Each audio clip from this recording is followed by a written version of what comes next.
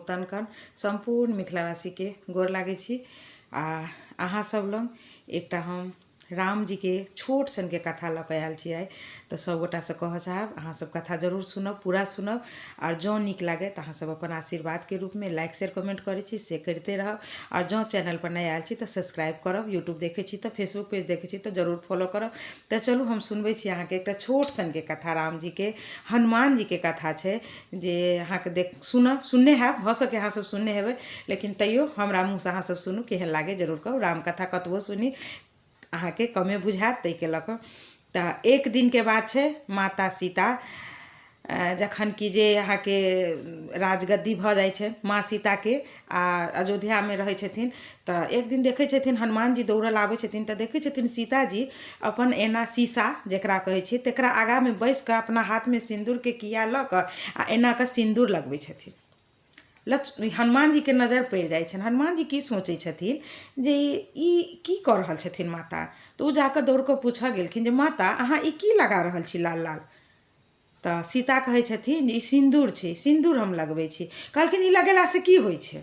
कहलखिन ई लगेला से प्रभु राम बहुत खुश भ जाय छथिन और हुनकर आयु सेहो बढ़े छै, तै के लक हम डेली अपना माथ में एतेक सिंदूर भरै छी। हनुमान जी ओत से ई सुन के चल एलखिन।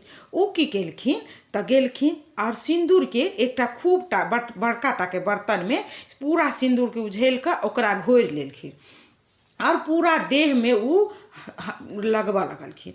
उ की सोचलखिन हनुमान जी जे माता के देखल इतनी सिंदूर एना के सीथ में लगाबैत ऐसे हमर प्रभु श्री राम के आयु बढ़ते और हमर प्रभु खुश हेथिन, हम पूरा देह के अखने लगा लेब।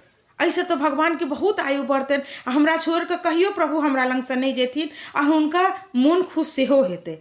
ई सोच कर हनुमान जी की कलखिन पूरा देह में सिंदूर लेप लेलखिन। वो दिन कौन रहे, मंगल दिन रहे।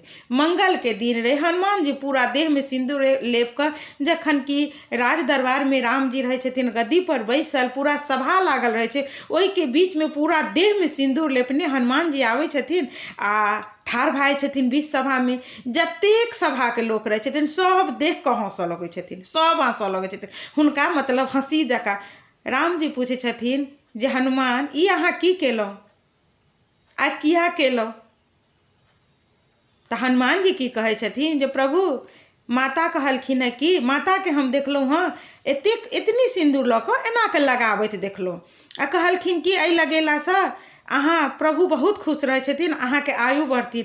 तो हम सोचलौं माता इतनी लगेलखिन तो अहाँ एते खुश रहे छियै माता पर, तो हम पूरा देहे किया के लगा लेब जैसे कि अहाँ के आयु बढ़ते और अहाँ हमरा पर प्रसन्न रहब। एतेक ने आयु अहाँ के बढ़त जे अहाँ के कहियो हमरा छोड़ के नहीं जाय पड़त। पूरा दरबार के लोग जे हंसैत रहथिन से हुनकर बात सुन कर चुप भ गेलखिन और सोच में पड़ गेलखिन जे हनुमान के सोच कतऽ गेलै। हनुमान सोचलखिन जे हम पूरा देह में जे सिंदूर लगा लेबै तो भगवान के प्रभु के आयु सेहो बढ़ते और प्रभु के हमरा पर खुश रहथिन। प्रभु राम जी सुन कर एकदम खुशी भ गेलखिन आ राम जी तई काल में कहलखिन जे कोई मंगल दिन का अगर हमरा देह में सिंदूर लगबै अछि, अहाँ के पूजा करत बजरंग बली के जे पूजा करे छे अपना सब मंगल दिन का आ हुनका देखबन पूरा देह सिंदूर लेपल रहे छे, भगवान बहुत खुश होय छथिन, बहुत खुश होय छथिन आ हनुमान जी सेहो खुश होय छथिन। तो तई के लक सिंदूर हनुमान जी के मंगल दिन का अपना सब जरूर लगबै छी। तो यह छला छोट सन के कथा, अहाँ सब कहब केहन लागल। जय श्री राम। अखन ओहिना रामधुन के पूरा विश्व में रामधुन जे कहे छी पूरा अखन गुजि रहल अछि। तो सोचलहुँ जे छोट सन के कथा अहाँ सबके सुनाबी। जँ नीक लागल हुए तो लाइक शेयर कमेंट जरूर करब और कमेंट में कहब अहाँ सबके केहन लागल। धन्यवाद, गोर लागै छी।